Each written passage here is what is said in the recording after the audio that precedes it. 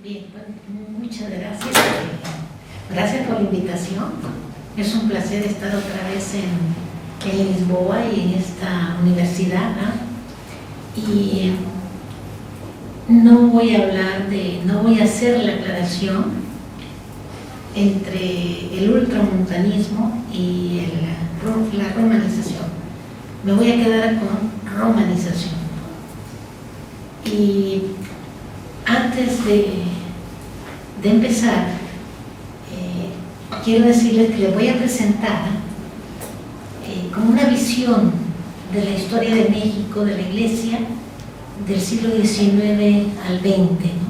Así como socióloga, ¿no? Más que como historiadora, así como brochazos de las distintas etapas, y luego ya después me voy a centrar en algunos momentos de esa etapa, ¿no? Y cuando venía para acá, yo no había reflexionado sobre romanización de la Iglesia en México.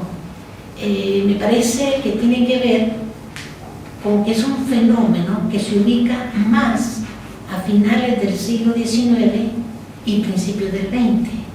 No es un fenómeno... antes de venir para acá estaba leyendo una ponencia, un artículo de un historiador colombiano que ubica la romanización muy temprana en Colombia, 1835. Yo no la veo así, ¿verdad? Entonces, por eso posiblemente yo no me planteé esa problemática. Ahora que me invitó Antonio con este tema, dije, bueno, vamos a empezar a ver, ¿no? Y ahora tengo una crisis en mi cabeza, ¿no? Así que a ver si la podemos ir dilucidando acá. ¿Qué se entiende por romanización de la Iglesia, ¿no?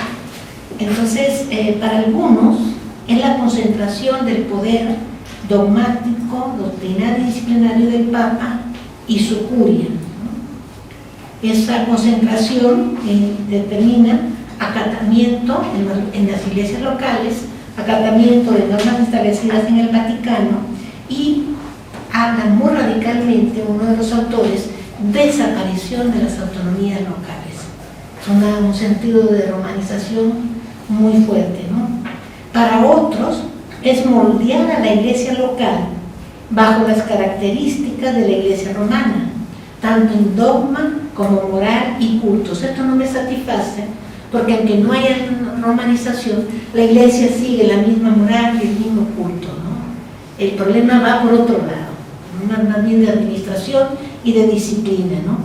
Y en este proceso de romanización adquieren una mayor importancia las congregaciones romanas. Todo se define a través de las congregaciones romanas. Ya teniendo en la cabeza que venía para Lisboa y a hablar de romanización y estando leyendo los documentos sobre esta etapa, me fijaba a ver, ¿no? las formas como van definiendo en la Santa Sede, en la Secretaría de Asuntos o Negocios Eclesiásticos, ¿no?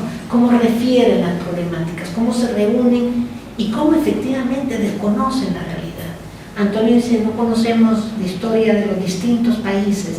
Bueno, las Santas Sedes a veces no conocen a los países con los que abordan, ¿no? Pero bueno, entonces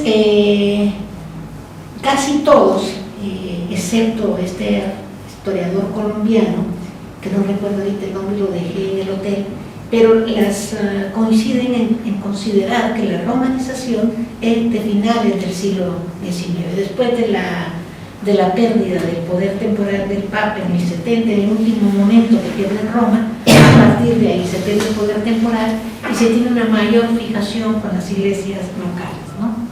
Pero para mí, ¿qué es romanización? Como yo la estoy entendiendo ahora, es la injerencia de la Santa Sede en los asuntos cotidianos del episcopado de una nación.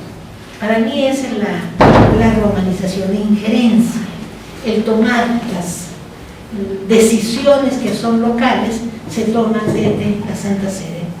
El clero romanizado es aquel que se apegaba a las disposiciones del Papa y su doctrina sin camisa alguna. Y claro, esta observación de sin tamiz tiene que ver con la visión que tenían los obispos mexicanos de las primera y segunda generación del siglo XIX. La tercera yo la llamo, y bueno, lo voy a decir en la ponencia, me parece que es una generación perdida. Pero las primeras generaciones que son nombradas, la primera en el 31, la segunda 52, 55, estas dos generaciones de obispos mexicanos, notables todos, pasaban las decisiones de Roma por un tamiz. O sea, ¿es adecuado o no al país?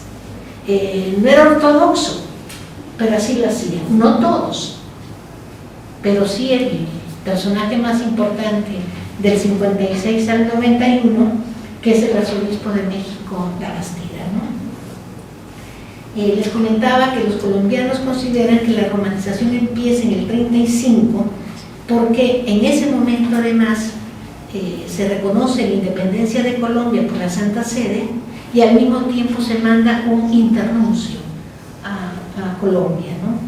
Y después hay celebración de sínodos y concilios provinciales hasta que llegan a la firma de un concordato en 1887. Pero ahí hay un cambio en la política local colombiana, hay como un regreso de los conservadores y entonces viene como un mejor acomodo entre la romanización, la educación católica, una serie de concesiones para la iglesia que se le habían quitado antes pero que se le devuelven, ¿no? La participación en la educación, la recuperación de algunos bienes, en fin, ¿no? Nunca fueron, los de América del Sur nunca fueron tan agresivos como los mexicanos, ¿eh? Los liberales mexicanos fueron tremendos, pero bueno. Entonces, en la época de un presidente que me llamó mucho la atención, no conozco nada de él, que se llama Rafael Núñez. A mí me encantaría conocer de Rafael Núñez, pero no conozco nada, solo me llamó la atención por el hecho del concordato y el año, 1887, ¿no? En el caso de Colombia, sin ser una experta en Colombia, ¿no? Pero se ve y lo pienso para el caso mexicano, la importancia que tiene en el proceso de romanización la presencia de los nuncios y delegados apostólicos, y también la forma de los concordatos, ¿no? Los concordatos, por la presencia de nuncios y delegados apostólicos. Eso en México, el caso de México es singular.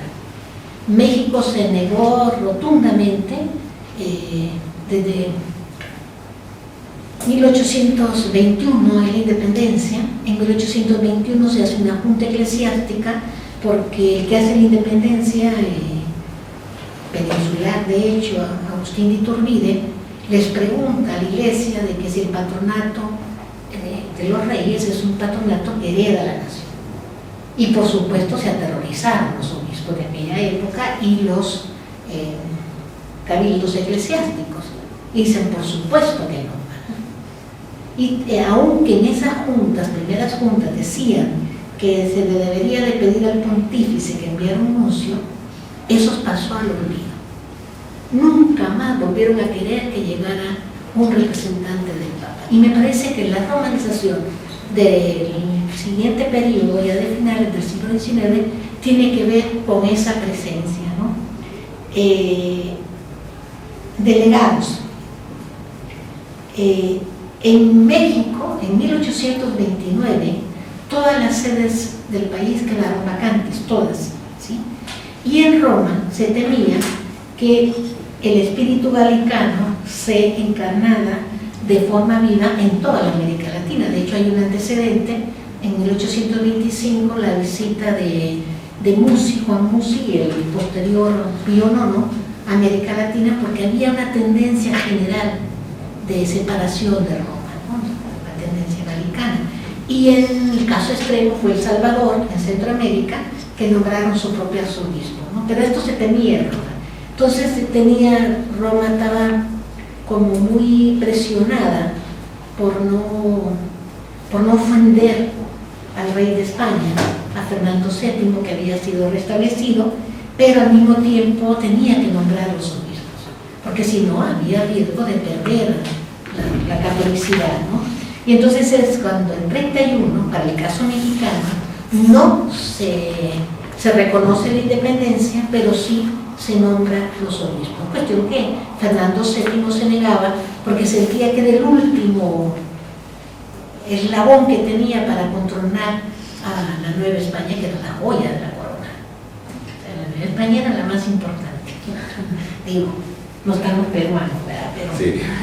Pero bueno, y luego, si nos pasamos o sea, todo este tiempo no hay delegado apostólico y tampoco hay internuncio ni nuncio.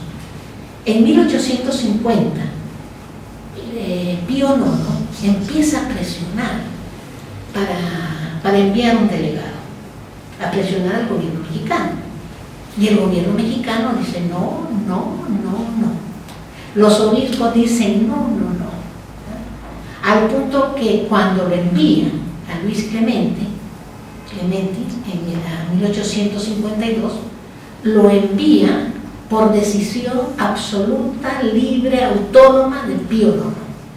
No hay ningún convenio con el gobierno mexicano.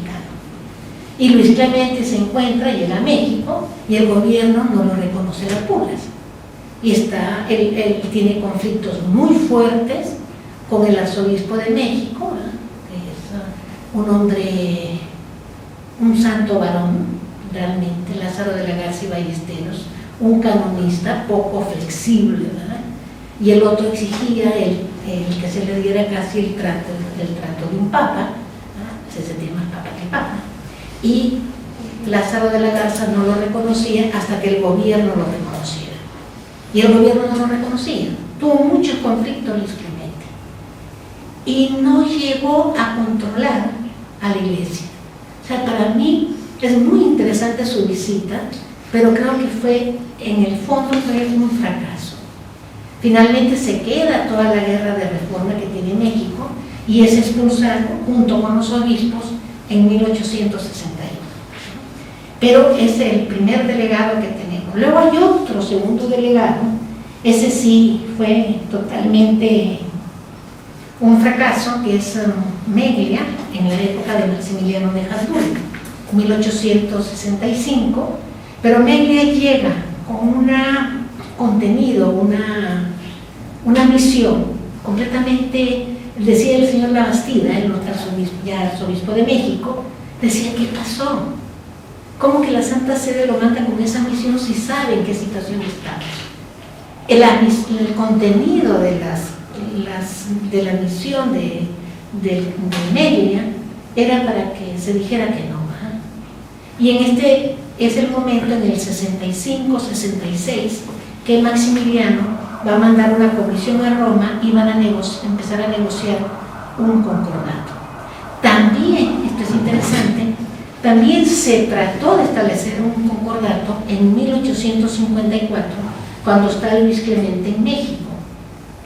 Sin embargo, Munguía, Clemente de Jesús Munguía, es un obispo, ¿no?, de la segunda generación, el obispo de Michoacán, un jurista muy importante, flemático, y Munguía dice que no se puede firmar un concordato, que además en el 54 ya está la revolución de Ayutla, la revolución liberal, en contra de esta que es la última dictadura de Santana y que tiene todo el apoyo de la Iglesia. La Iglesia pierde por haber participado en este gobierno, va a perder un gran prestigio, ¿no? El mismo Munguía era consejero de Estado, ¿no? Los sacerdotes de Puebla eran también parte del gobierno, ¿no? Entonces yo siempre he sentido que esta última administración de Santana, del 51 al 55, los civiles se vuelven católicos, casi cleros, y el clero se vuelve político, y todos pierden, ¿no? Y los que ganan son los liberales. Entonces Munguía dice, bueno, además, es un gobierno que ya va a caer. Si se firma un concordato, el que va a ejercer el concordato va a ser el gobierno liberal, que es el que va a ganar, y nos vamos a quedar en sus manos. En el fondo, Munguía no quiere la negociación de un concordato y la misma postura va a sostener cuando va a llegar el concordato de Maximiliano, porque en las negociaciones del concordato la jerarquía quedaba fuera y ellos sentían que su autonomía y su independencia quedaba lastimada. Nunca estuvieron de acuerdo.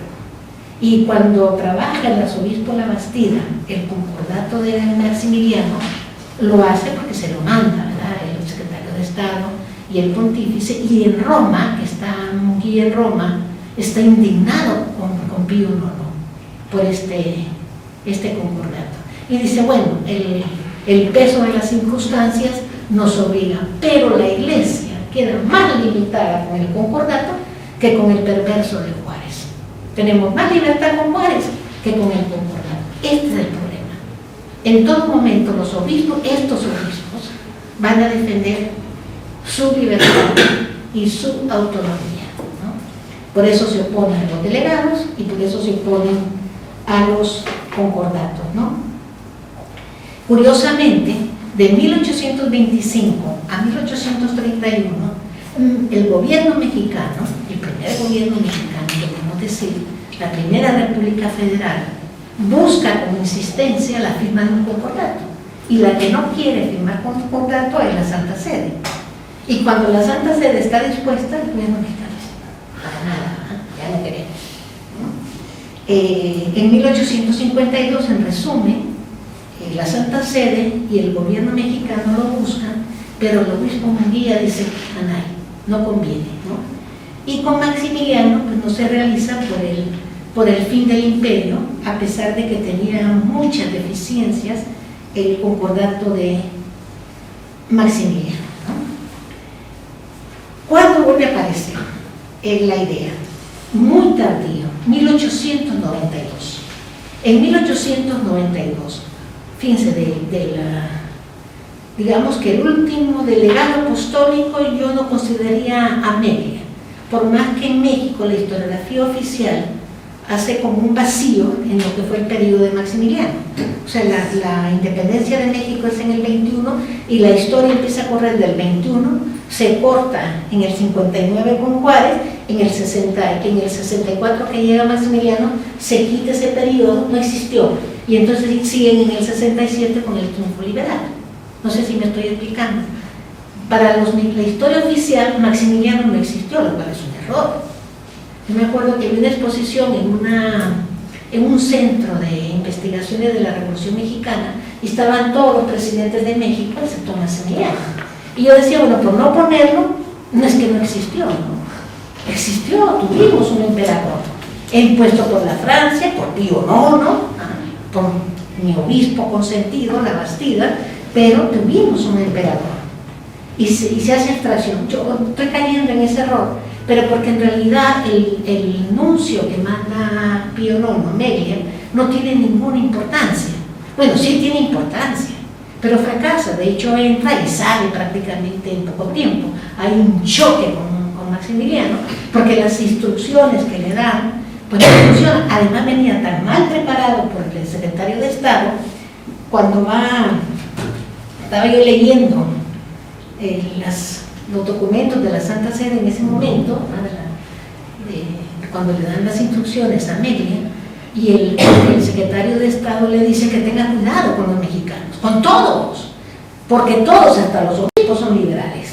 Estamos hablando de 1865, la imagen que se tiene de los obispos mexicanos es así, ¿verdad? Porque así eran, efectivamente eran liberales. En México el liberalismo y el conservadurismo nacen juntos, ¿no?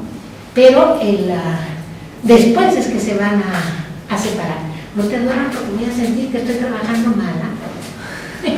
Pero bueno, entonces, en 1892, en Estados Unidos, el embajador francés en Estados Unidos, que no recuerdo el nombre, está en los documentos, en lo que acabo de recabar, porque esto es lo que acabo de recabar, hace una propuesta, anuncio del Vaticano en Estados Unidos, y le dice que por qué no empiezan a negociar con México para restablecer relaciones y firmar un concordato. Entonces empieza se entrevista al representante de México en Washington, y entonces dicen, bueno, dice el representante de México, yo mando la propuesta a Relaciones Exteriores para que se la enseñen al presidente Porfirio Díaz. Así es, se la manda. Entonces, cuando la ve Porfirio Díaz, y responde Mariscal, que es el secretario de Relaciones Exteriores, y entonces pone toda la legislación mexicana, la legislación de las leyes de reforma que habían sido subidas a rango constitucional, y además una ley reglamentaria que era la que era más dura, ¿no? En donde no era posible ni establecer un concordato, ni establecer relaciones, ni admitir públicamente a un enviado de la Santa Sede, por principio. Así por principio, no lo podemos. Entonces la Santa Sede, el secretario de Estado, contesta: bueno, nosotros por principio no podemos admitir que no se reconozca a un delegado con carácter oficial. Entonces Porfirio Díaz, en este momento, no Porfirio Díaz, sino interviene un obispo que da, para mí que queda lastimado en esta negociación, que es el obispo de Oaxaca, Gilo. Gilo es el hijo de un inglés, lo ubico. Gilo es el hijo de un inglés que quiso ser obispo de Puebla primero, y un enemigo de él, el primer pío latinoamericano, egresado del pío latinoamericano, que ocupa una diócesis, se declara enemigo declarado de Gilo. Los dos son hombres con mucho dinero por familia. Los dos están en Europa antes de los 60 por recursos familiares. Y desde entonces, en la Academia de Nobles de Roma, adquieren un antagonismo tan fuerte que no le deja respiro. Además, Gilo no estudia en el Pío Latino. Montes de Oca, Ignacio Montes de Oca, es el primer estudiante mexicano en el Colegio Pío Latinoamericano. Él entra en 1860 con sus propios recursos. Es bien interesante porque la pelea es un personaje notable, Montes de Oca, un hombre muy inteligente, habla muchos idiomas, escribe de una manera maravillosa, poemas y ensayos, pero es al mismo tiempo un enemigo espantoso de tener como un gran amigo. Y odió a Gilo, hizo todo lo que pudo para que Gilo no ocupara una silla episcopal. Llevó una denuncia a Roma en los 80, cuando iba a ser nombrado obispo de Puebla, que a mí me parece que es orquestada por Montes de Oca. Claro, no tengo la certeza, pero me parece que es orquestada por Montes de Oca. Y cuando al final hacen obispo a Gilo de Oaxaca, que además era un gran amigo de Porfirio Díaz hace toda la estratagema o toda la grilla política en Roma con el representante del gobierno mexicano anti-Italia, para que no se entere Montes de Oca y que no se entere nadie en México que están promoviendo a Gilo para el obispado de Oaxaca. Y el arzobispo de Bastida, un personaje consentido, está comprometido con eso. Y así llega Gilo. ¿Cuál era la crítica que se hacía a Gilo? Que es una palabra que yo escuché mucho en el siglo XX, pero ya aparece acá, y lo acusaban de aseglarado, que tenía costumbre de seglar, que no era un hombre religioso, vaya, que ni decía misa, que ni se acordaba de pedir las licencias para como sacerdote. Bueno, era además que le gustaba el alcohol, etcétera, etcétera, y a él le gustaba mucho el dinero, que era avaricia, ¿no? Y sí, Gilo tenía mucho dinero, tenía una hacienda hermosísima, la verdad. Hay fotos, en México hay un archivo muy bonito que es el Archivo del Agua, y ese archivo tiene fotos de Gilo con la sotana remangada, introduciendo el riego en sus haciendas. Y decía que era muy cruel con los trabajadores, con los peones. Hay que estudiarlo más. Bueno, pues este es el hombre, amigo de Porfirio Díaz, que interviene en la negociación de los dos diplomáticos de Francia y Estados Unidos y de Vaticano, no, de Roma, de la Santa Sede, en Washington, interviene con Porfirio Díaz. Por la intervención de Gilo, incluso él va a Washington para entrevistarse con el nuncio de su santidad, y hacen toda una estratagema, y Gilo regresa a México, ¿verdad?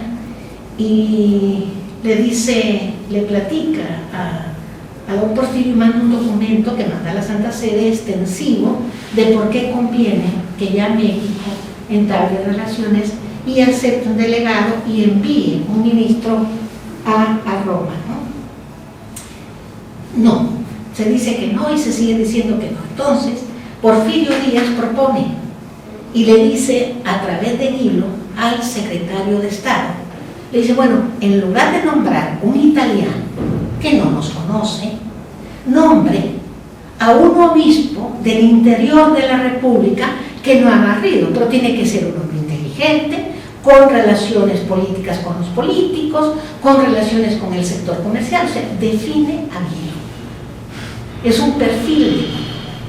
La Santa Sede, indudablemente, a pesar de que comisiona a Guilo para que haga las negociaciones, Guilo no es de su simpatía. Es evidente que no es de la simpatía de la Santa Sede, ¿no? Entonces, en este momento, le dice, bueno, y la segunda propuesta de Porfirio Díaz es, y si usted quiere, mande a un delegado ante los obispos. Por supuesto, usted tiene toda la libertad, la Santa Sede, el Papa, tiene toda la libertad, el soberano pontífice, porque es muy correcto Porfirio Díaz, el soberano pontífice tiene toda la libertad de mandar a alguien entre los suyos para poner orden en la iglesia, pero yo no lo puedo reconocer públicamente. Le podemos dar las garantías que reciben los protestantes, los musulmanes, pero nada más, como cualquier individuo extranjero. Ahora lo puedo recibir en privado y lo puedo aceptar en privado, pero en público no lo desconozco. Entonces la Santa Sede es cuando desecha a Guilo y va a nombrar un visitador apostólico que es Aberardi, Nicolás Aberardi.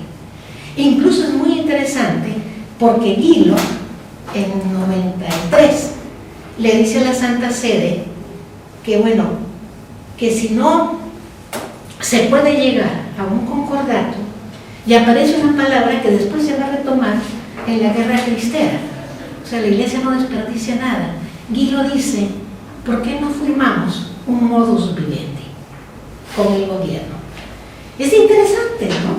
Es Guilo el primero que hace esta propuesta a la Santa Sede. Por supuesto, a la Santa Sede no le pone ninguna atención.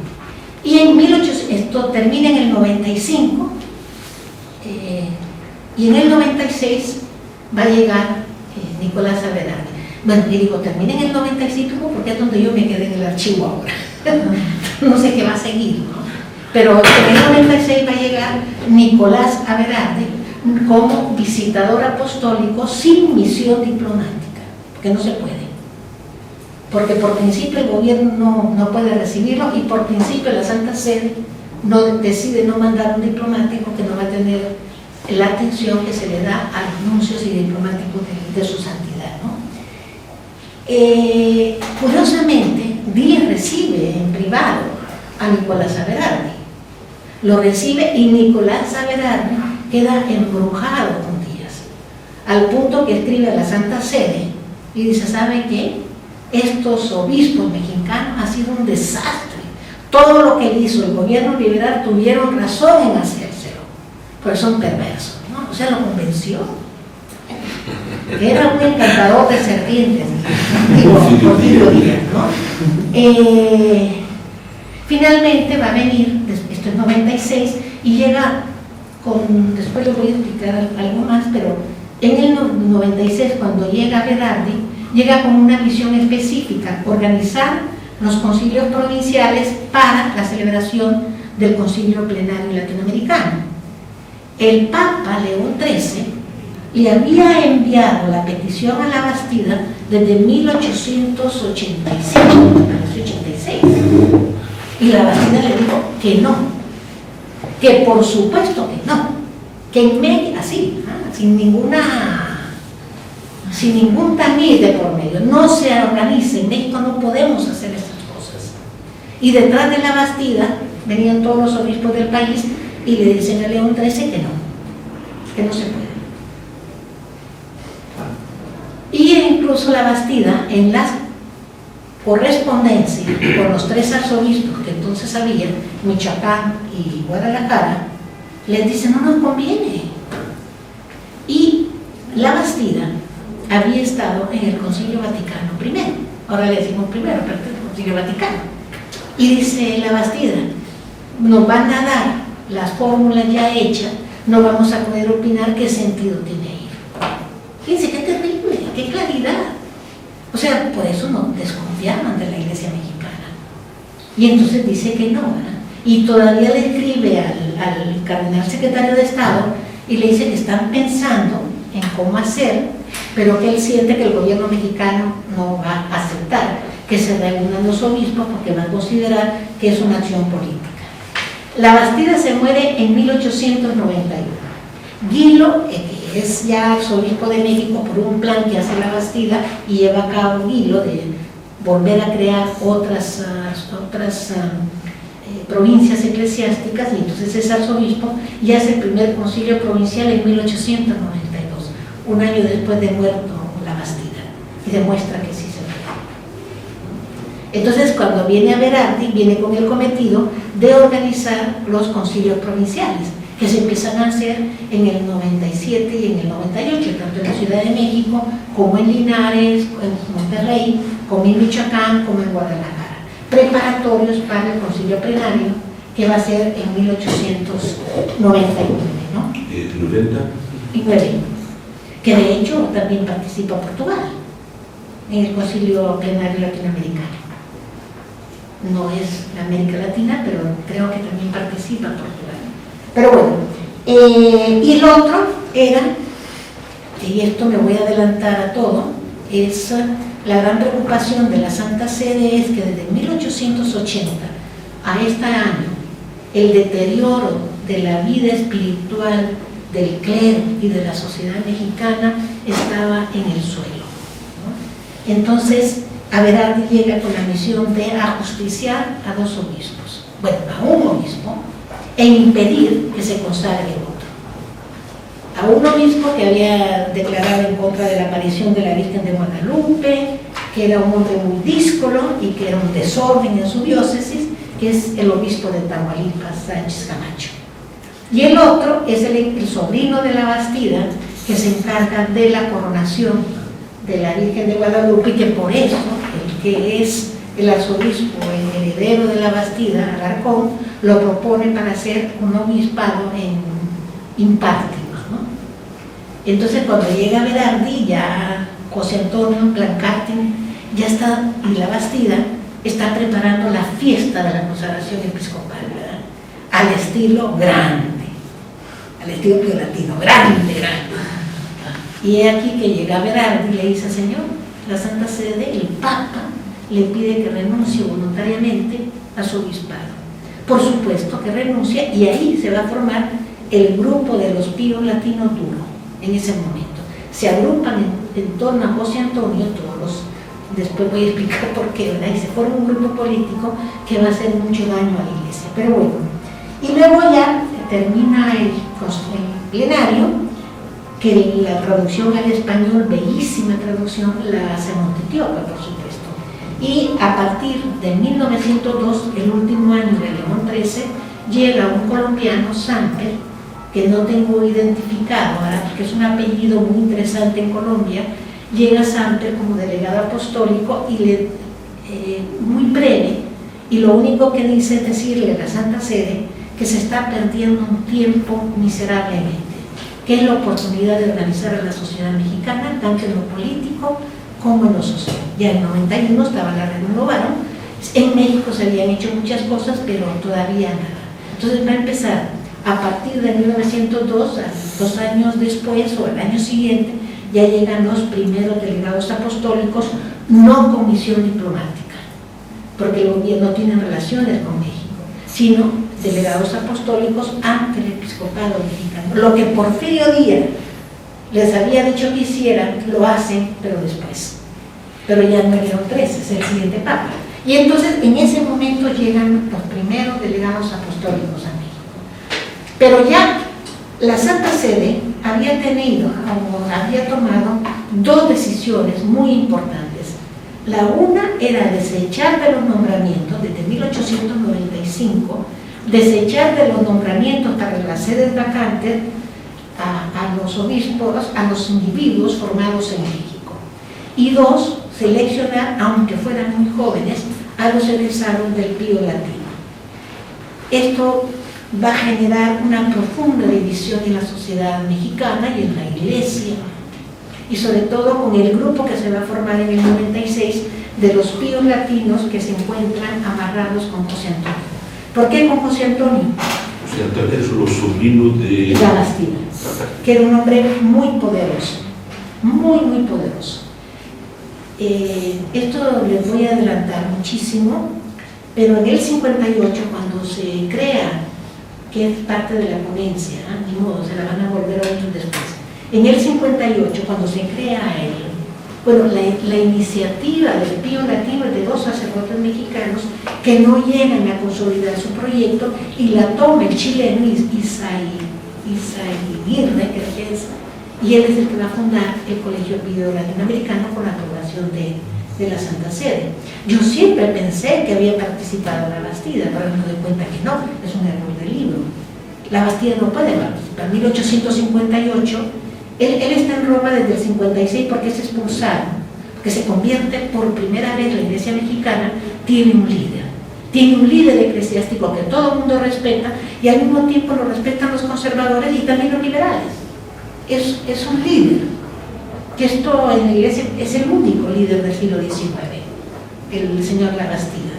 Y llega a Roma en el 56, el Papa lo recibe con algodones porque es el hombre que defendió a la Iglesia, pero en el 58, cuando empieza la guerra de reforma entre liberales y conservadores, en el 58 el gobierno conservador de la Ciudad de México le dice que puede regresar a su diócesis.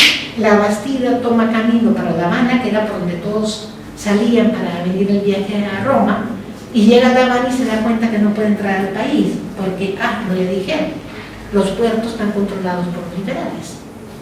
Y los liberales fueron los que lo sacaron, imposible que él entre por un puerto liberal, le cortan la cabeza.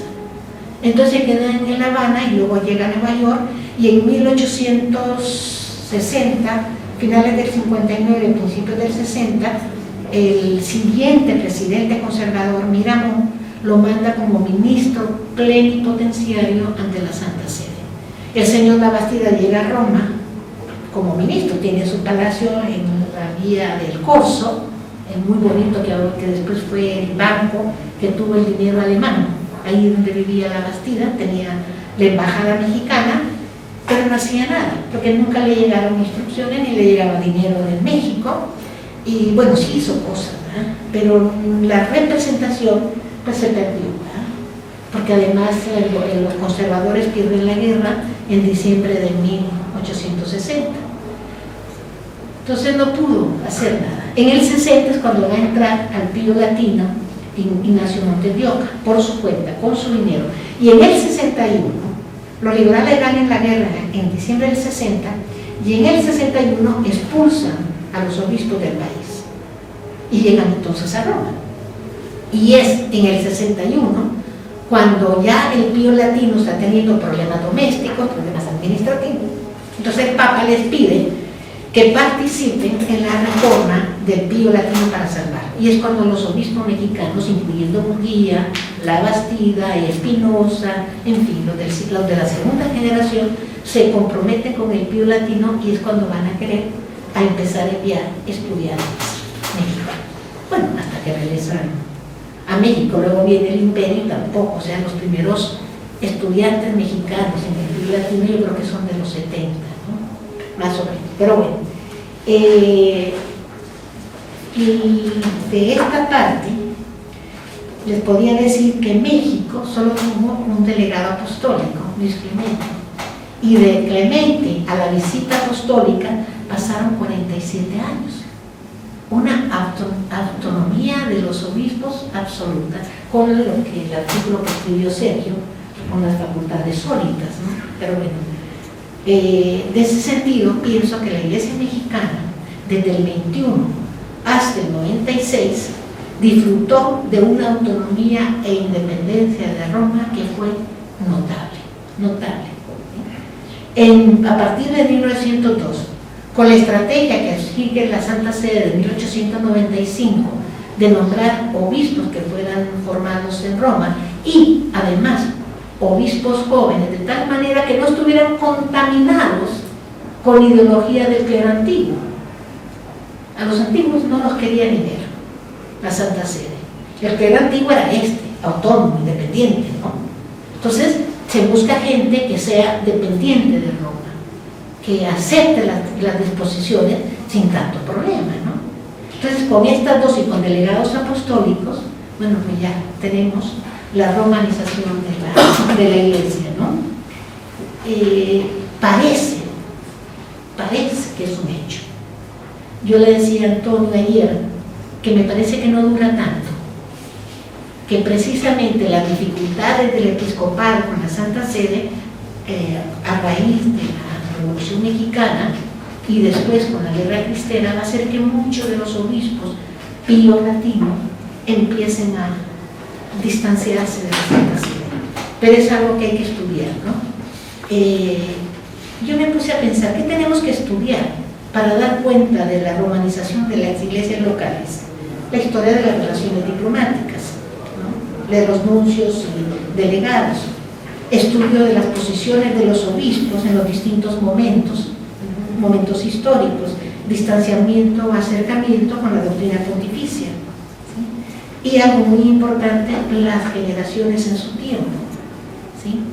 Y seguimiento, y creo que anoche lo platicaba Antonio, de los liderazgos eclesiales.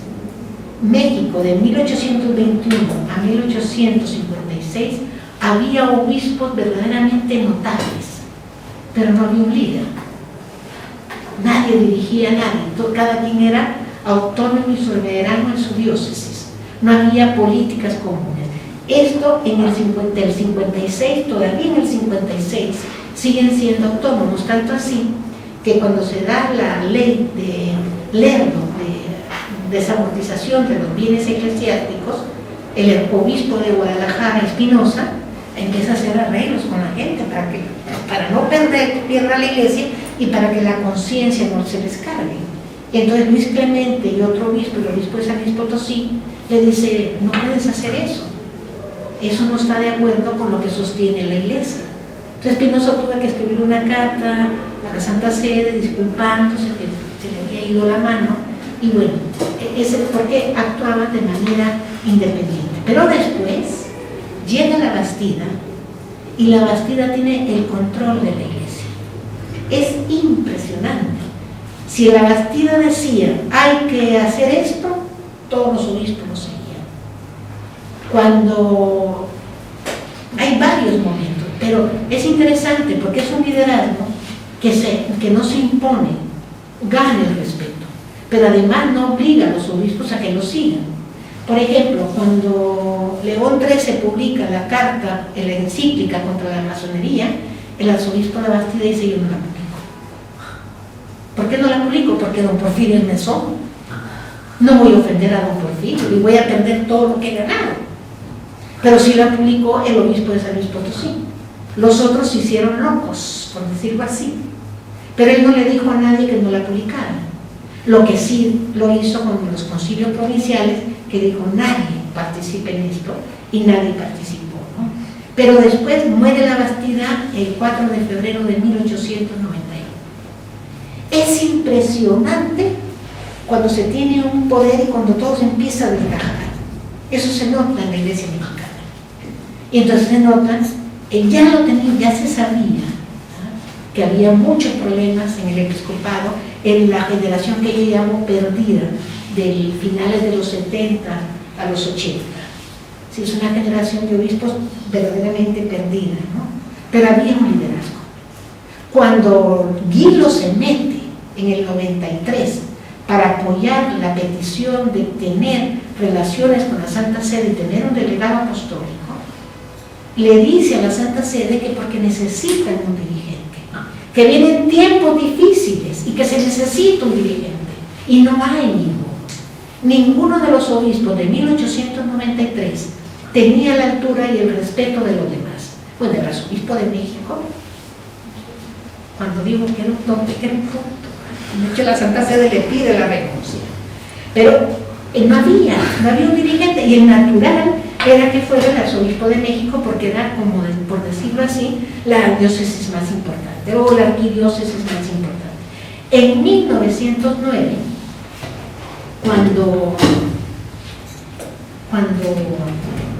se va a hacer la elección del arzobispado de México, se ve la debilidad de la iglesia, se ven los intereses de los píos latinos, ¿no?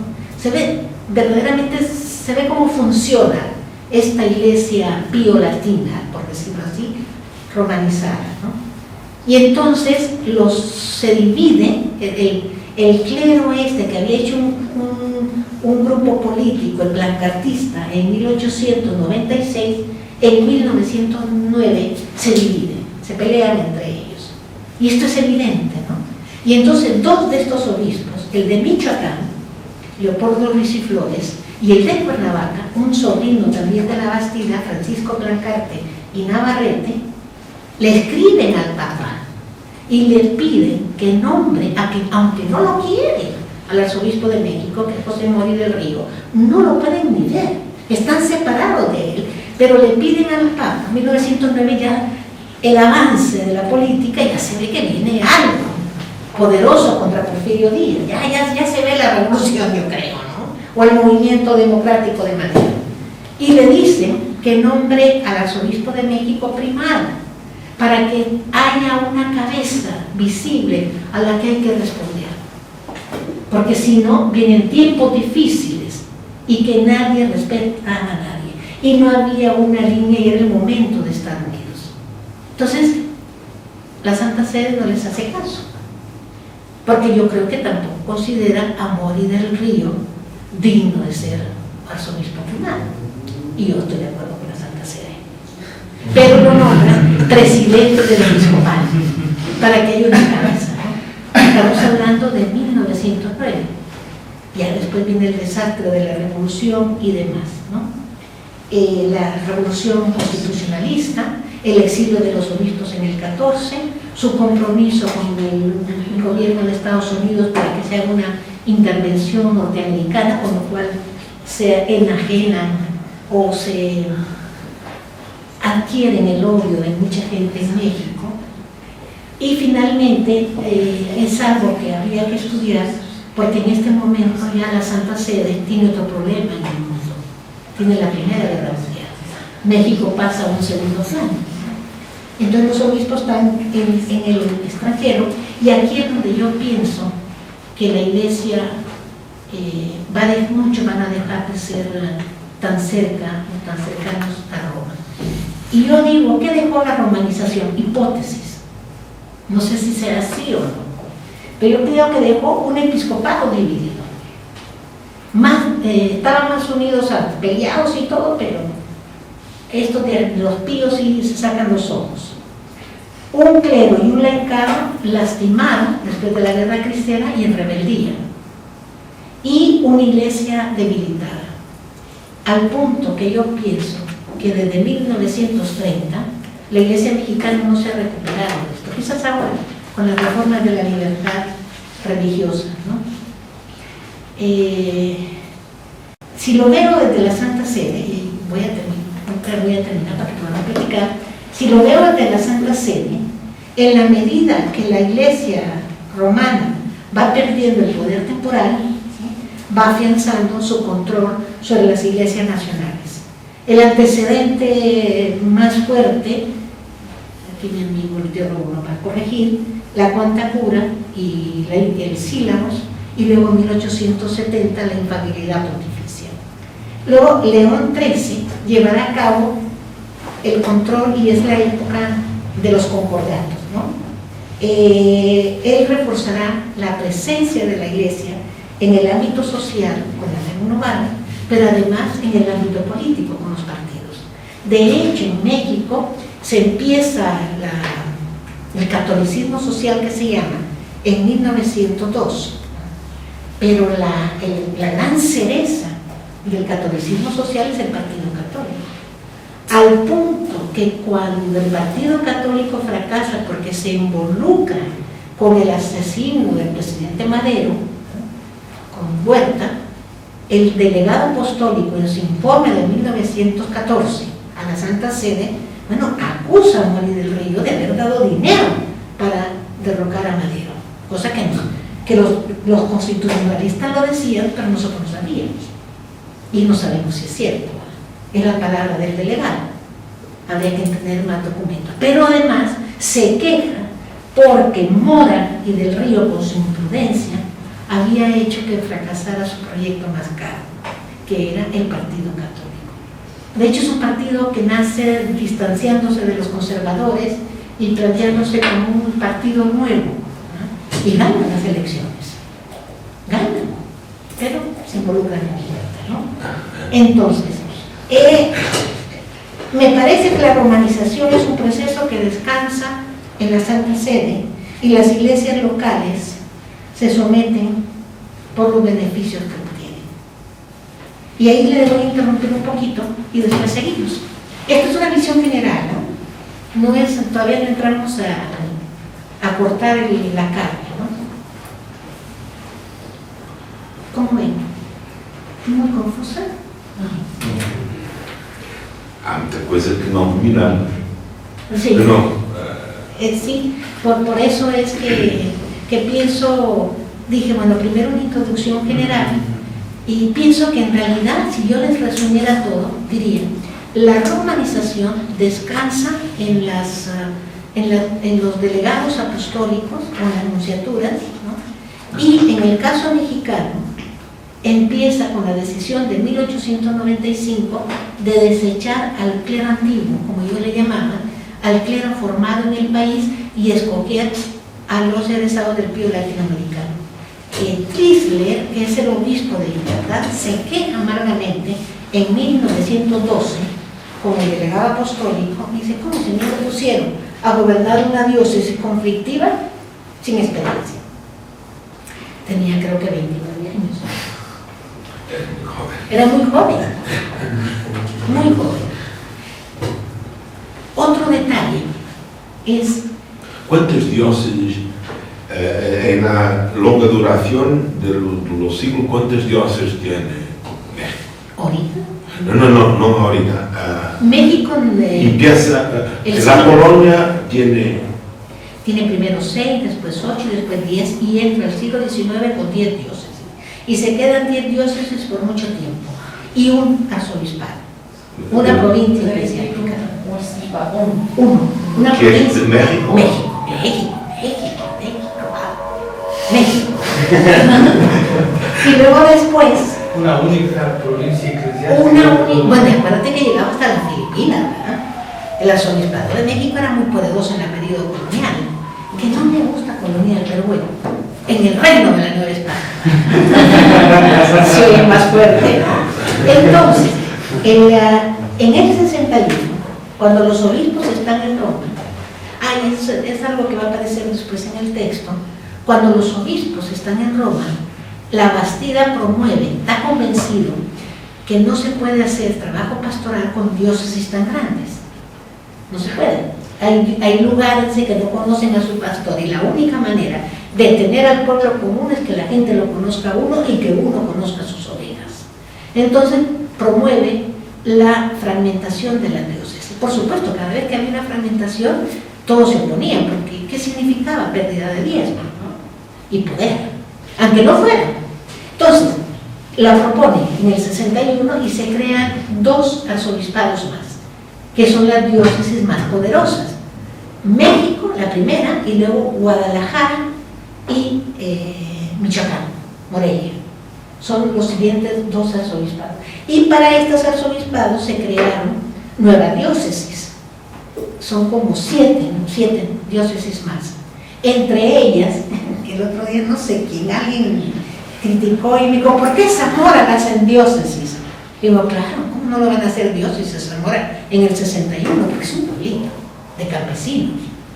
Pero ¿cuál es la importancia de Zamora? Era donde había nacido el obispo La Bastida. ¿Cómo no va a ser diócesis en su pueblo?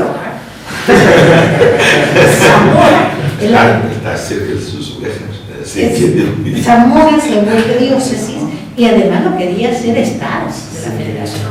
Entonces, en el final del siglo XIX, principio del XX, hace cerca de 20 diócesis. Había Tres 12... No, porque en el 91 el obispo Labastida, el arzobispo Labastida, vuelve a proponer otra reforma territorial. Como ella está enfermo y viejo, manda a Quilo, el obispo de Oaxaca, a que haga. Y ahí viene la propuesta de hacer arzobispado a Oaxaca, que es donde está Quilo, Antequera, Monterrey, Linares, ¿no? Chihuahua, en lugar de Durango, que hay una revuelta y dicen ¿cómo van a hacer a Chihuahua que no hay nada? Y Durango es de las diócesis antiguas. Entonces Durango es Oaxaca, Durango, Linares y me falta uno. Monterrey. Es Monterrey, Linares es Monterrey. Me falta uno, por ahí debe aparecer. Entonces hay, para 1912, hay 12 provincias eclesiásticas, todas gobernadas por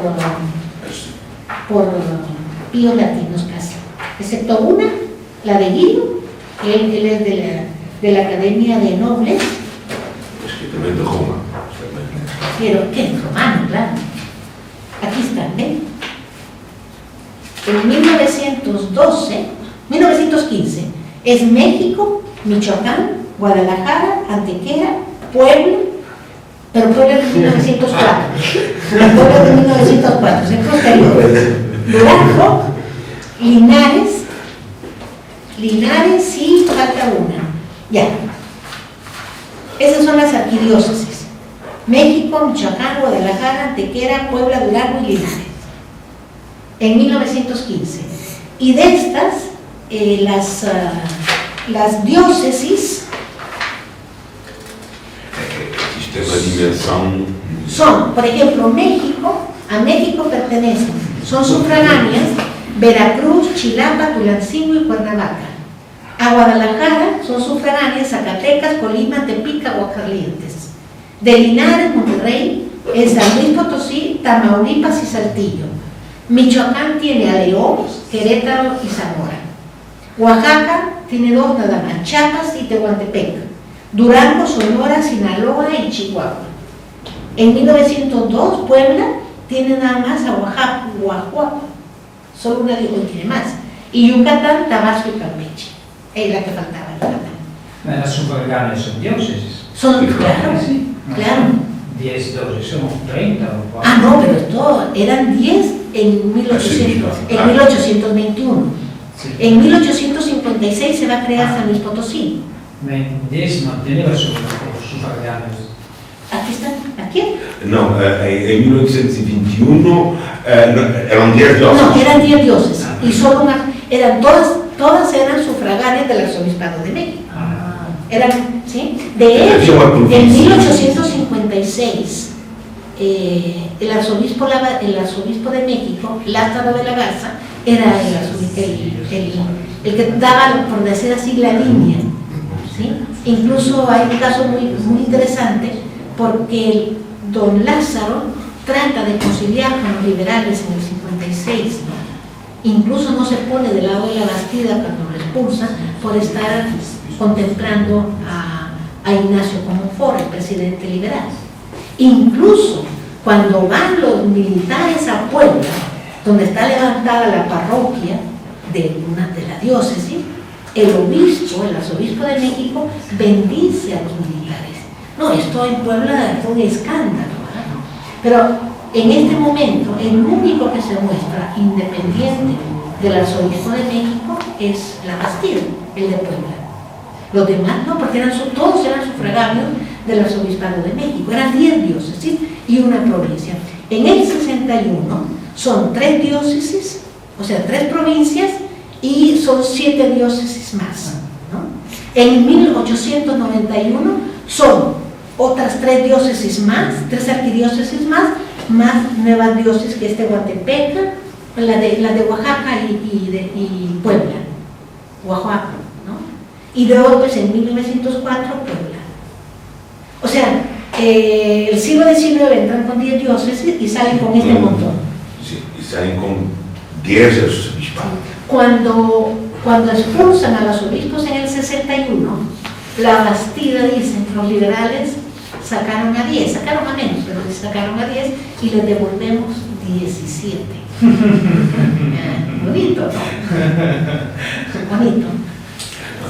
Mas esta cuestión de la evolución de las estructuras eclesiásticas en el siglo XIX es una cuestión muy importante. Claro. Porque eu não sei se tu, Maurício, sobre o Brasil não tem esta cantidad. Los obispos son cittadini del país, no se puede expulsar. Ah, ¿cómo? Claro que sí. No. Bueno, no se puede, pero se expulsa. La politica sì, di los salesianos in Brasile vanno giovani studenti, prendono la cittadinanza brasiliana, di modo che se sono condannati vanno in prigione in Brasile, ma non sono cittadini, anche se sono vescovi non possono essere espulsi perché hanno la cittadinanza brasiliana.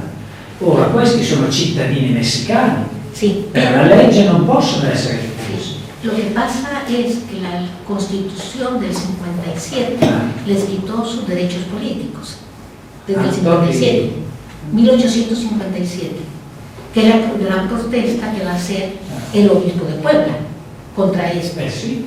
Porque dice, no somos ciudadanos para votar, pero sí somos ciudadanos para que nos castiguen, ¿no? Luego, cuando expulsan a la Bastida, es un decreto. Y cuando se expulsa a los obispos en el 61, hay un historiador muy famoso en México del siglo XIX, liberal, que después lloraba ante la Virgen de Fátima, ¿no? Pero bueno, él decía que cuando se expulsa a los obispos, tiene un libro muy bonito que todos los historiadores en México quisieran haber sido los autores de esa obra, porque es muy bonita, muy redondita, ¿no? Juárez y su tiempo, Justo Sierra. Y Justo Sierra dice que en el 61 se expulsa a los obispos para evitar que los maten. Y es verdad, los liberales estaban tan radicalizados cuando se hace el Congreso de 1861 que un gran poeta y novelista de México, indígena, era Altamirano, Ignacio Altamirano, está en el Congreso en 1861, enero del 61, y dice que nos sobran árboles para colgar a todos los obispos de este país. En febrero ya están fuera. Que los sacan no tanto porque los odien, sino para salvarles la vida, porque la radicalización de algunos había sido extrema. Ya en el 67, cuando los liberales vencen a Maximiliano, que de hecho ya está derrotado desde el 5 de febrero cuando sale el último soldado francés de México, en el 67 no los expulsan. La Bastida se va antes, por supuesto.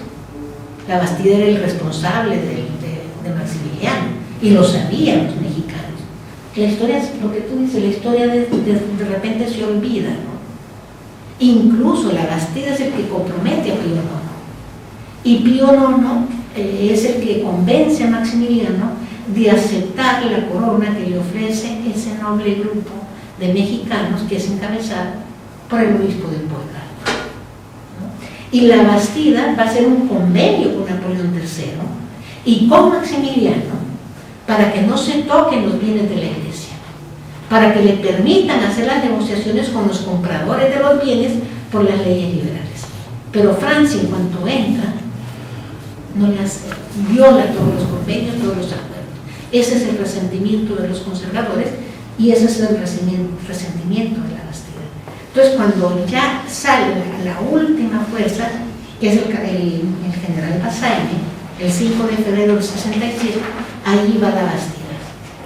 Maximiliano sale y lo estaba viendo por las ventanas del Palacio Nacional. Se va. Y le dice antes de que se vaya, le dice, no te vayas, porque si te vas, estás diciendo que el imperio ya murió.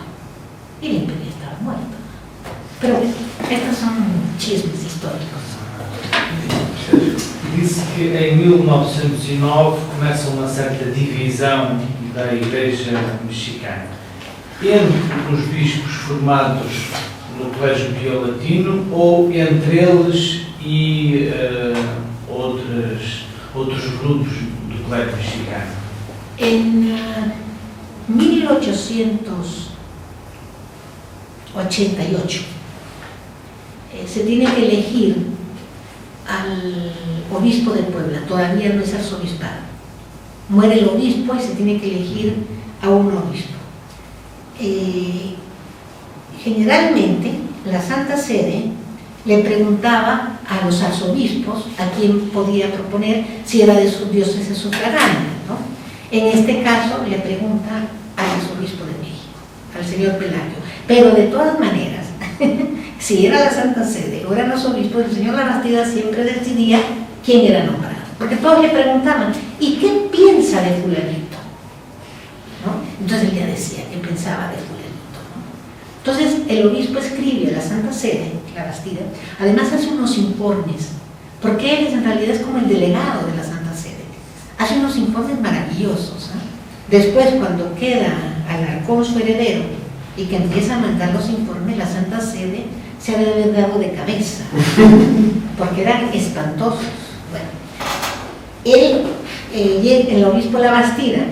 Cuando Puebla, le dice a la Santa Sede que, no, mentira, en el 90, cuando manda el proyecto de una nueva distribución territorial, le dice a la Santa Sede que él está pensando en la necesidad de fraccionar los territorios diocesanos desde la década de los 80, pero que no lo había hecho y no se había atrevido porque cada vez que tenían que buscar un individuo para ser promovido al episcopado, no encontraba gente. Y esta es una duda que yo tengo, y después le voy a decir cuál duda es, ¿no? No encuentro gente. Y en el 89, cuando tiene que elegir a Puebla, al de Puebla, le dice al cardenal secretario de Estado, le dice, es que no sé a quién poner. Y había pensado en los Pío Latino, pero son muy jóvenes todavía. Ahora, en realidad, para Puebla, el obispo Labastida propone a un egresado del Pío Latino. Esto es bien interesante, esta es una interpretación mía. En 1869 muere Clemente de Jesús Munguía en Roma. Y Clemente de Jesús Munguía, el primer arzobispo de Morelia, deja un legado muy fuerte para enviar estudiantes al Pío Latino, ¿sí? En los 80, el obispo Labastida da 30.000 liras para que se sumen a ese fondo y se manden estudiantes al Pío Latino. El monto de Labastida solo es superado por el presidente de Colombia, Rafael Núñez, que manda 40.000 liras. Y Labastida, que tiene un gran amor por su sobrino José Antonio, y yo ya no sé si solo es amor o si es que efectivamente él era capaz, le pide a José Antonio que se encargue de escoger a los estudiantes para mandarlos al Pío Latino. Por supuesto, los estudiantes se escogen de Zamora y de Michoacán. Y es un grupo muy fuerte, llega con 19 estudiantes al Pío Latino en 1870. José Antonio, el sobrino de Labastida, con dinero de Munguía y después con dinero de Labastida y después con su propio dinero cuando se muere, ¿no? Entonces, este grupo de formados en el Pío Latino con dinero de Munguía y después con Labastida se van a conocer en México como el grupo Plancartista o el grupo Romano o el Pío Latino, ¿sí? Pero estos son los que se van a agrupar, todos los que financió, que llevó, que se dieron cuenta que los escogía José Antonio, se van a agrupar con José Antonio en 1896 y van a formar el grupo Plancartista, que eran tan duros con los que ellos odiaban, no llegaban al episcopado, y los que ellos beneficiaban llegaban al episcopado. Aberardi, en el 96, manda una carta al secretario de Estado y le dice que le diga a los jesuitas de la Gregoriana y a los jesuitas que controlan el Pío Latino que les enseñe humildad, porque son horribles. Y efectivamente no se tocaban la mano ni el corazón para hablar mal de los colegas. Antonio Paredes es otro Pío Latino, pero que no se va con el dinero de Munguía, sino que lo manda el arzobispo, ¿no? Entonces, Antonio Paredes no lo quería, ¿no? Era un hombre muy inteligente, con mucha más don de gente que el que va a quedar como arzobispo de México en 1909. Y los Píos Latinos, todos, escriben a Roma diciendo barbaridad y media de Antonio Paredes, mentiras todas. El delegado apostólico les cree y manda el informe, y después empieza a darse cuenta de que es mentira. Y él escribe un nuevo reporte diciendo que todo lo que había dicho de Antonio Paredes era mentira. Pero el daño ya estaba hecho. Mas essa conflituosidade é uma questão de personalidades ou é também uma questão eclesiológica? Creo que tiene que ver con la generación, con el grupo. La generación que estudia en el Pío Latino es una generación que no vivió el conflicto.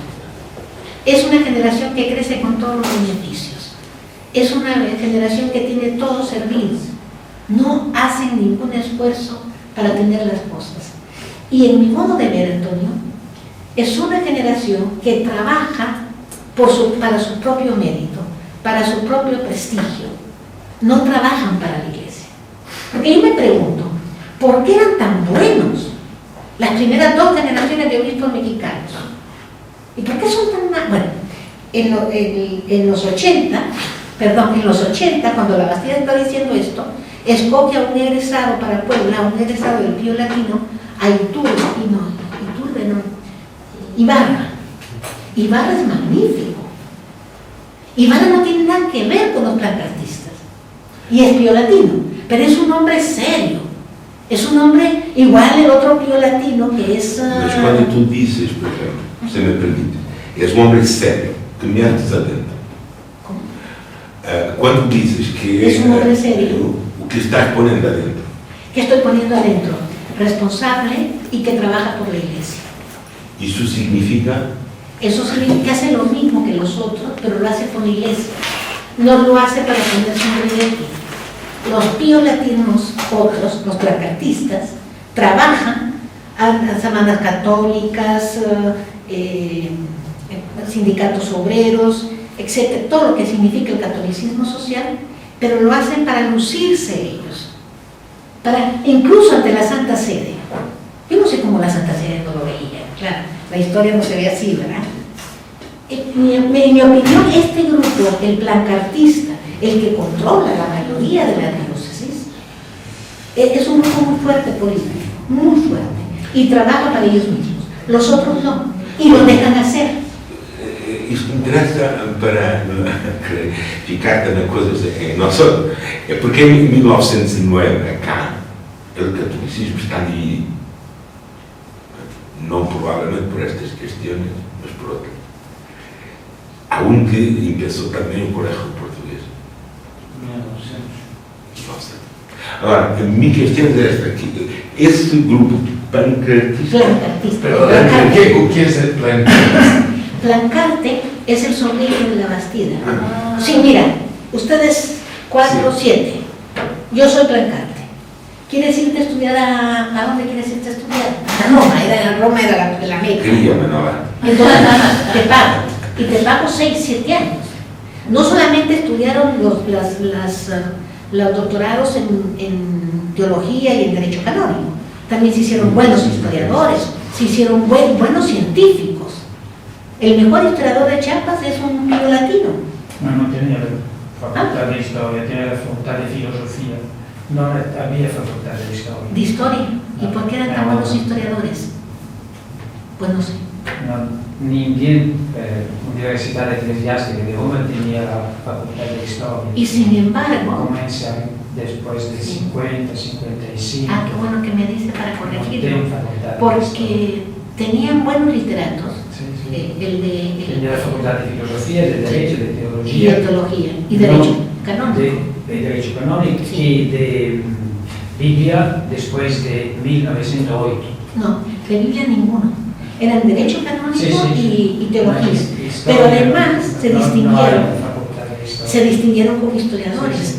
Sí, Le decían el chamula, porque lo En la nombran- facultad de teología poi parla queste ore. Io no, se vengo dalla facoltà di teologia. Sí, Sì, quando si studia no, está bien, pero eran buenos historiadores. Él era buen Sí, sí, historiador. Es el que recaba toda la documentación del periodo novohispano de Chiapas. Chi? Los alunnos del TRM americano. Chi escoge los alumnos? Chi? En este momento, Plancarte. Por eso es la fuerza de Plancarte. Y el grupo de Y son Plancarte. de muchas diócesis de México. Los que manda Plancarte la primera vez son de Zamora. Ah, Y cuando el obispo en el 88 dice son muy jóvenes, no está pensando en todo lo que mandan los otros obispos, está pensando en el grupo de Zamora.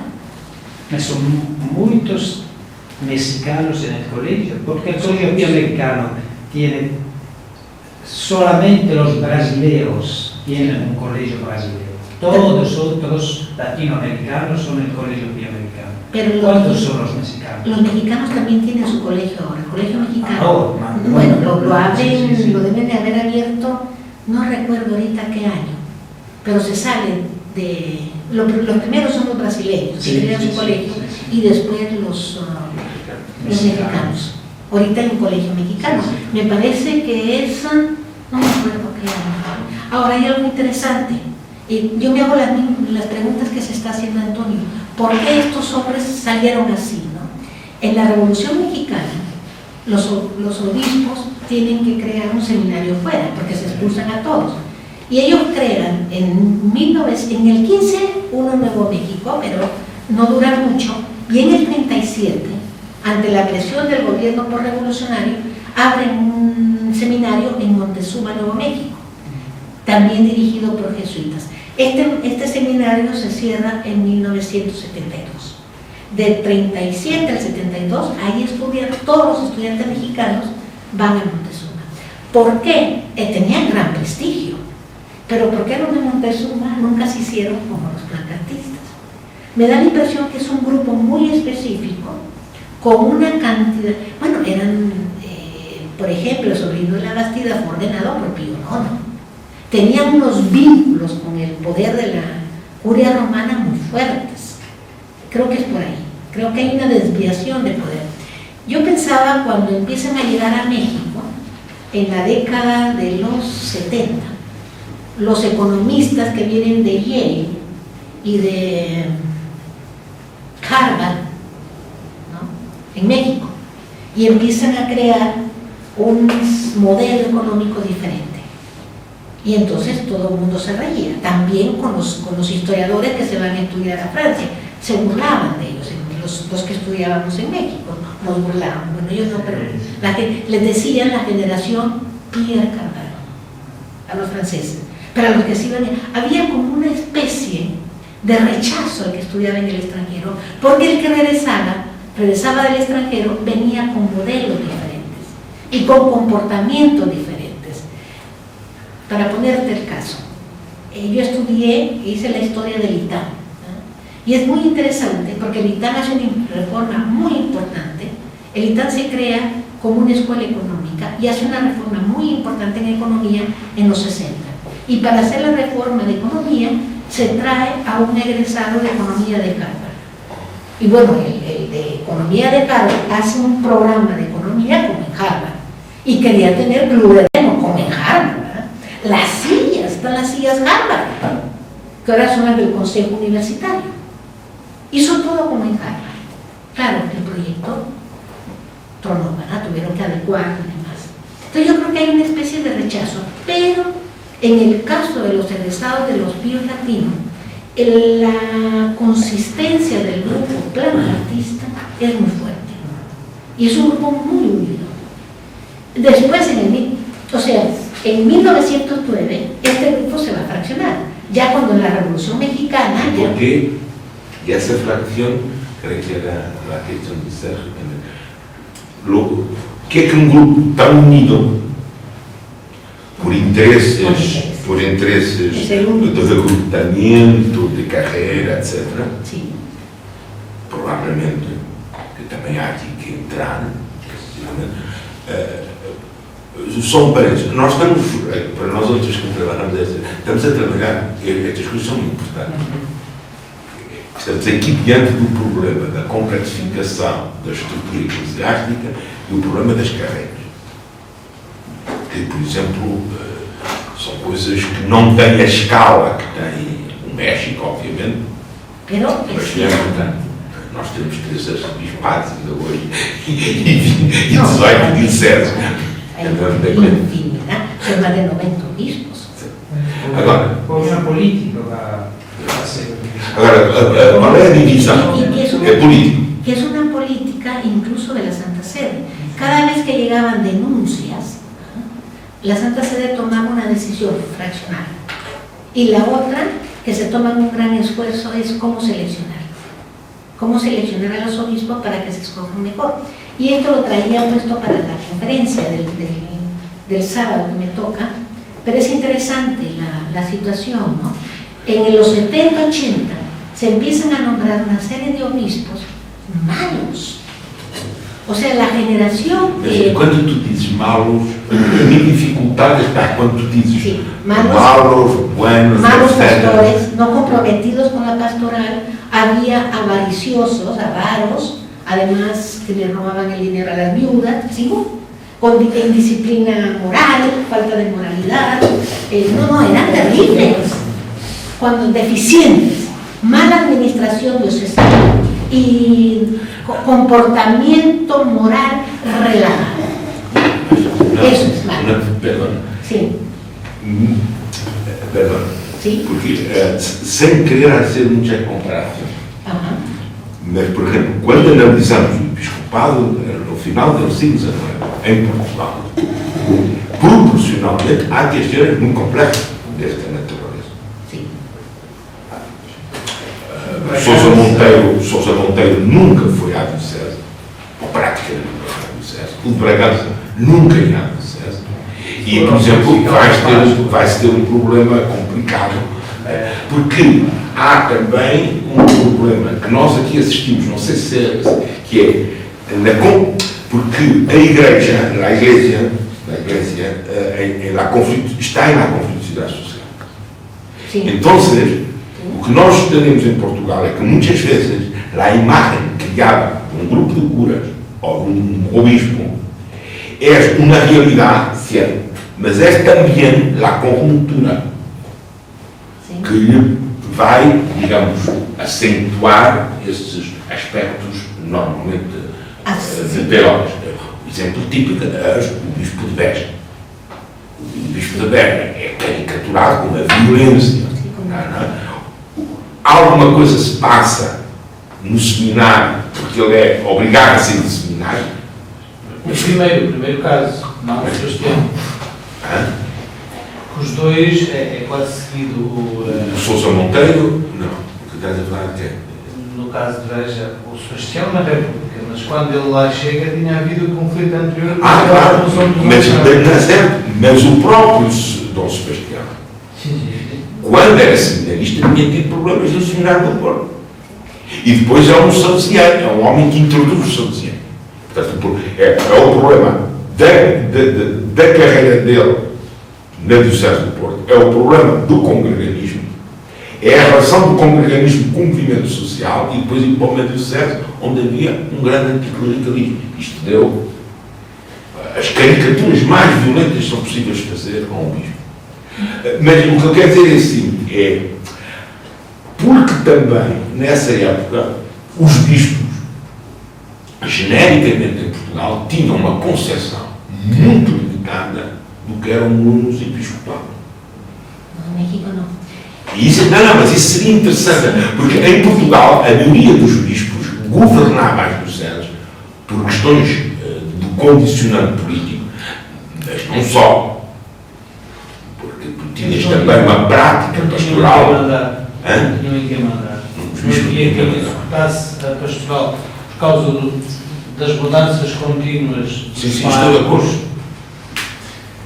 Mesmo que quisessem mandar. Mas a concepção de bispo no século XIX, genericamente, é canónica, é administrativa. portanto, favorece, o que eu quero dizer é assim, favorece este tipo de poder. Nós estamos a falar de carreiras, estamos a falar de poder, tipo de poder, estamos a falar de uma coisa que é importante, que é como é que emerge, por vias diferentes, nas sociedades demográficas. O México é uma sociedade que vive permanentemente em guerra civil, não é? Mais ou menos. Como Portugal, em certo sentido, mas como emerge um problema da liderança no interior da Igreja. Nós tivemos esse problema, com outras condicionantes. ¿Sí? Hay algo que quiero comentar, Antonio, porque yo me he preguntado, ¿por qué hay tantas diferencias en el episcopado del siglo XIX? O sea, las primeras generaciones son muy buenas, la del 70-80 es perdida, y luego viene la de los píos que están bien formados. Entonces, las generaciones primeras, por ejemplo, el seminario de Michoacán dio para los políticos y para los obispos. Del seminario de Michoacán salió Hidalgo y Morelos, pero también salió uno de los liberales más radicales, compañero de banca de Munguía. O sea, los liberales estudiaron con los obispos de la primera, por eso se conocían tan bien y estaban muy bien formados. Y era una generación notable. Juárez estudió en el seminario de Oaxaca, Porfirio Díaz estudió en el seminario de Oaxaca y los demás estudiaron en el de Guadalajara o en el de Morelia. Bien, son generaciones, por eso pienso que hay que ver las generaciones. ¿Qué sucede después? El obispo Labastida decía que tanta guerra y tanto conflicto había degenerado y además se pierde la continuidad de la formación en los seminarios. Pero el problema es más grave. Hay más problemas en el comportamiento de los obispos que están en el norte que los que están en el centro. México es una iglesia de centro-occidente. El norte es salvaje, es tierra de misiones, son pobres y tienen que hacer a veces como alianzas políticas y económicas para sobrevivir. Y estamos hablando desde Monterrey, Chihuahua y Durango, todo el norte de México. En cambio, lo que es Puebla, México, toda esta parte del centro tiene más recursos, muchos más. No hay ni un solo pío latino en el norte. No hay recursos que vayan a hacer allá. Es un problema generacional, pero también es un problema de iglesia. Yo no acabo de verlo, me hago muchas preguntas, ¿por qué? ¿No? Pero no lo acabo de ver. Por ejemplo, en Michoacán está el obispo Munguía, que es nombrado en el 51, hace un escándalo, es un envidioso, es un hombre así como muy nervioso, ¿no? Pero es un obispo comprometido, ¿no? Bueno, segundo. ¿Por qué el siguiente, que es Arcila, es terrible? No es acusado de que no tiene compromiso pastoral, al final acaba haciendo negocios con los bienes de la iglesia. ¿Por qué? ¿Cuál es la diferencia si son casi de la misma generación? Arcila no es un hombre nuevo, es un hombre casi, es el segundo de Munguía. ¿Por qué es tan diferente de Munguía? No tengo explicación. Y salen del mismo seminario. Non è un problema. Dos hijos, dos... La mia generazione capranica, la mia generazione, sì, ci sono 2 preti operai, sì. 3 cardinali, 3 missionari, 2 hanno lasciato il ministero, io non sono niente. La stessa generazione. Abbiamo fatto tutti gli anni insieme, stesso collegio, stessa università, sono venuti fuori tutti i casi immaginabili. Bueno, además un papa, Pío XII. Ma non è la mia generazione!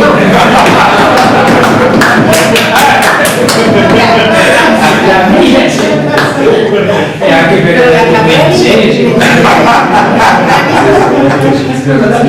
i miei compagni di scuola, c'è una enorme, ma questa la ragione è un'altra, è che nel mio collegio, nei miei anni, avevamo dei superiori di grandissima apertura, hanno permesso a ognuno di sviluppare le proprie capacità. Quando il superiore è molto rigido, forma tutti uguali. Sì. Nel nostro caso, ognuno ha proseguito le sue. Nello stesso collegio c'era chi pensava alla carriera, chi agli operai, chi alla missione, chi al povero. Nello stesso collegio, gli stessi compagni. È certo. Ma in questo caso è il superiore, non è il collegio. Basta cambiare il superiore. Y se acaba. Cambia completamente. Estoy de acuerdo. E questo è un punto. Sì, sì. L'altro elemento, credo, Antonio diceva, perché un vescovo è buono e uno è cattivo? Sí. Dice buono o cattivo, buono o cattivo. Noi abbiamo un metro, ma non so se vale, perché il problema è di sapere il metro di quel tempo. Ma anche nell'Ottocento, secondo me c'erano due elementi, l'amministratore e il pastore. Así es. C'è chi è solo amministratore e non pastore, si dice non è buono. Sí, no es bueno. Sí. Chi è solo pastore si dice è ingenuo. Sí. Chi è amministratore e pastore è buono perché sa amministrare ma sa fare il pastore. E molti sono solo amministratori e noi diciamo non sono buoni perché il vescovo è anche il responsabile della pastorale. De la pastorata, así es. Vicino al popolo che condivide. Molti vescovi interpretano solo l'amministratore Así es. e altri solo il pastore. Io credo che è buono chi metti, nel nostro giudizio, ma anche pensando all'Ottocento, Sí. chi ha le due virtù lo consideriamo buono, chi ne ha una sola o è troppo malo o è ingenuo, perché manca, ci sono vescovi molto santi e la diocesi è un disastro. Exactamente, cuando van a quitar al obispo de Tamaulipas, le piden un informe a la Bastida y el informe es eso precisamente. No puedo estar más de acuerdo. Uno es mal pastor y dos es un desordenado. Mandó a hacer una iglesia y después la retiró y sacó las cosas y no quedó nada. Está perdiendo recursos. Es mal administrador. Había que cambiar. Estoy de acuerdo, mil gracias, me encantó. Otra cuestión. Sí, sí. No, tenemos que lo que ha dividido los biolatinos ha sido la política. Pero, sí, los intereses. ¿O qué en la política? Proyectos diferentes para la iglesia, para México. No, tenían los píos latinos son los que llevan a cabo el catolicismo social. Todos, desde hasta los que no son placartistas, Ibarra en Puebla. Me parece que el problema de los píos latinos es un problema de poder.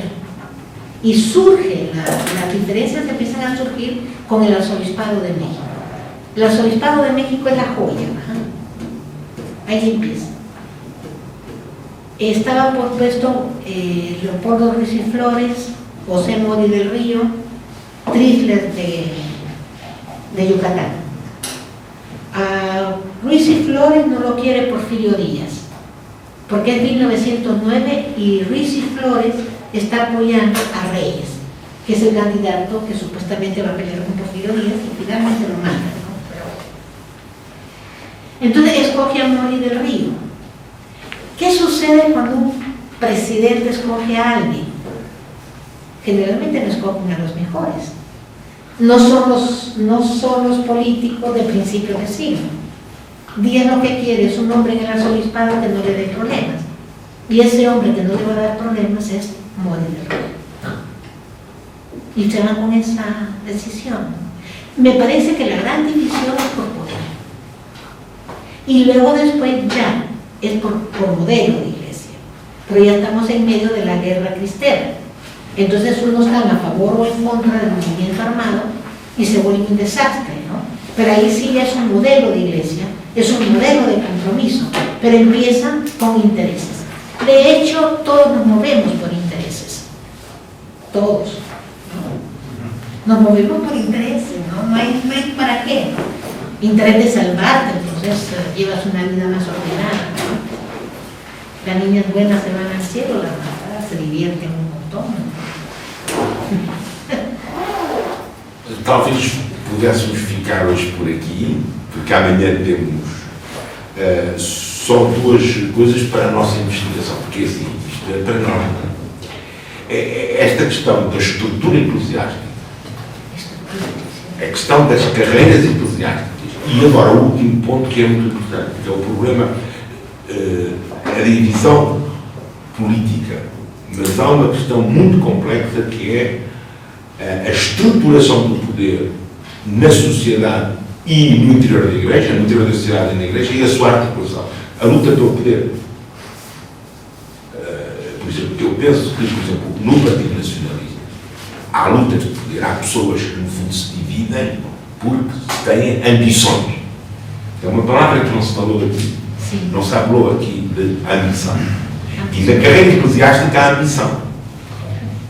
Como não há um outro lugar que muitas vezes é insensado uma certa historiografia e que nós temos que ser críticos, que é um movimento social.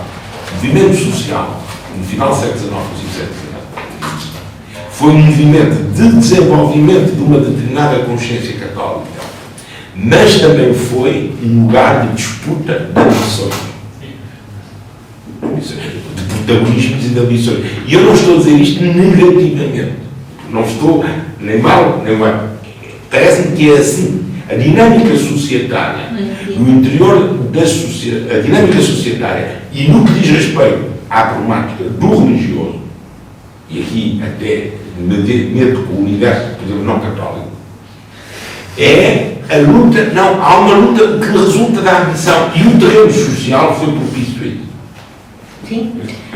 E foi propício a isso. E isso dividiu, por exemplo, porque nem, não podendo fazer paralelos, nós temos coisas muito, por exemplo, quem é o Cardeal Neto, porque é que ele é obrigado a renunciar, foi arcebispo de Itinério e depois bispo da Guarda, que era de Matos, quer dizer, porque há uma questão muito interessante que é assim, há uma conflituosidade, por exemplo, que nós vemos no episcopado, por exemplo, português, que ninguém fala, não é? Mas que existe nas cartas, mas há uma conflituosidade que dizem porquê. Uma das razões é a sua ambição na hegemonia sobre o resto, na influência que tem, ou não tem. Eu isso penso que são questões que nós, como historiadores, não temos que acusar, mas teremos que ter em conta. Porque isso, por exemplo, eu creio que ajuda a compreender porque é que em determinado tipo, em certos momentos, houve coisas que pareciam extraordinárias e que depois não... Há algo que no he mencionado y que creo que hay que tener en cuenta, que es el proyecto de la modernidad, que impacta de una manera directa. Esto no está... La modernidad, ¿no? Entonces es romanización y modernidad. ¿Qué es la modernidad? Pero la modernidad es más, está el catecismo contra la modernidad. Es más, en México, los modernistas, ¿no? Es la década de los 80, del siglo XIX. Es algo que hay que tener en cuenta, es la sociedad, son los cambios sociales. Pero bueno, es simplemente para hacer...